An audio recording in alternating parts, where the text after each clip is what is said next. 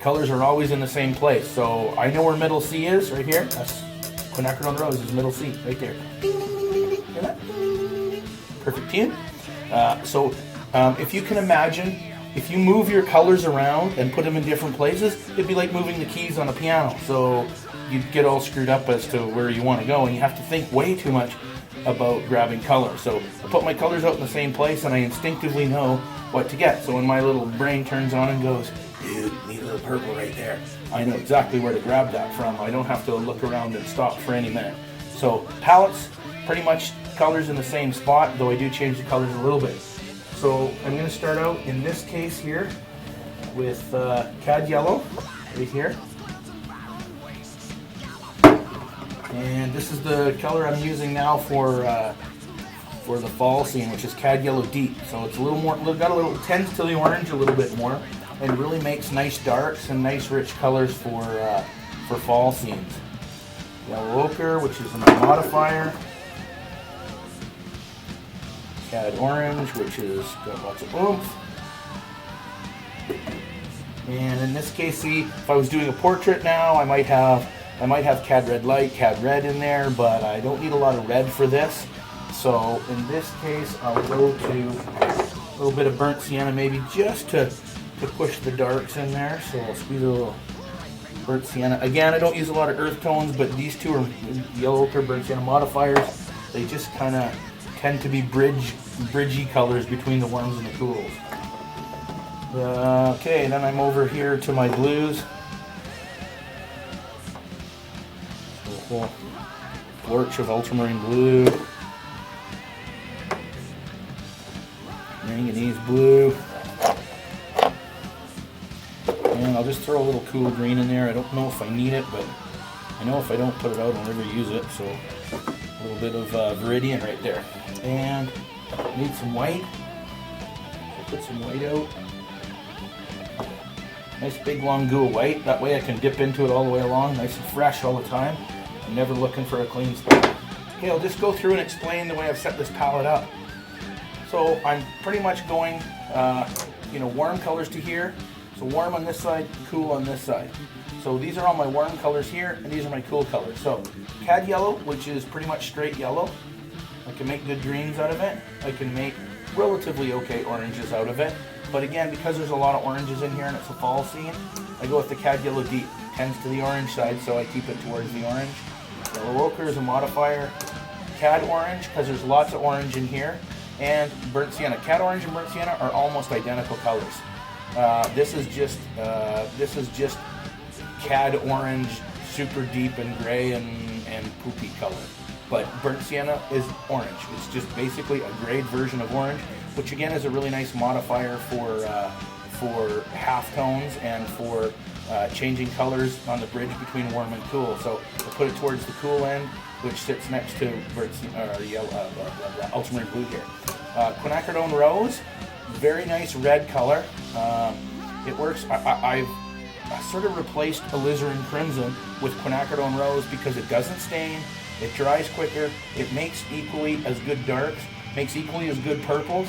But the one thing that I super dig about quinacridone rose is if you mix quinacridone rose and cad orange together, look what you get. You get cad red. So I don't need a cad red on my palette. I can take cad red, and I can even do this and put a little more orange in it and make a cad red light. So it's a really nice combination. It works really well. And as I said, if you take this color and this color together, instantly you can get super dark purple. So I don't need diazonine purple on my palette because that works just equally as well to make diazonine purple, or in this case, any of my mauve colors that I like there for far away stuff or cooler areas. So I super dig that. Then if you go over here, so this red that I have here tends to the blue side, so I put it next to blue. This blue, ultramarine, tends to the red side, so I keep the two together. They play well together. They're a super cohesive unit. They love each other. They play well together. So if they touch each other, not going to make mud. Same with ultramarine blue and this, which is manganese blue hue, or sometimes some companies like Utrecht calls it cerulean blue hue. But in this case, so ultramarine blue and manganese blue, they play well together. This is a red blue. This is a green blue. And watch this. If I mix that together with this right here, and put a little of that in there, more, there you go, right there. Look what I make. That's cobalt blue. So I don't have to buy cobalt blue, which is like, you know, an uber expensive color. And for a Scottish cheapie like me, I don't have to pay for an expensive paint because that's super cheap. But this now works well with the green color. So when I mix these two together, I can make instantly a turquoise color. So I keep the green blue towards the green and the blue green towards those two. So those two work well together. So basically all these colors, if you notice, next to each other, they like to play with each other. They play well on the playground together. So nobody's fighting with anybody and yelling at each other. It works out, you know, really, really well.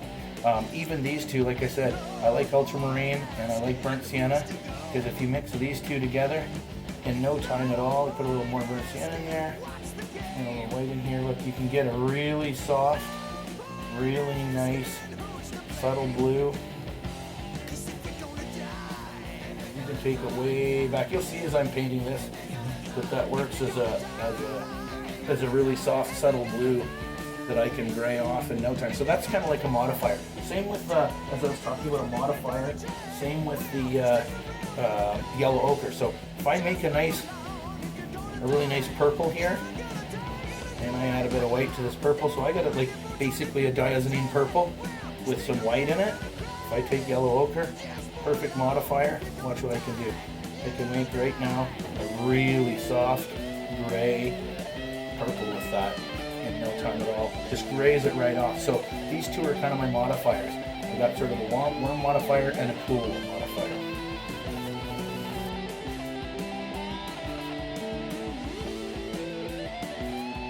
Same puddle, same blue.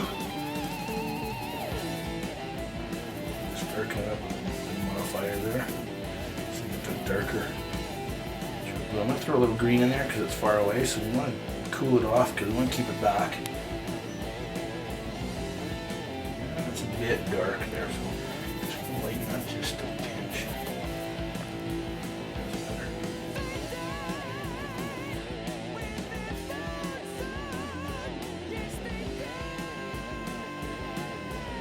And because I'm over in the green, guess what? I can go yellow now.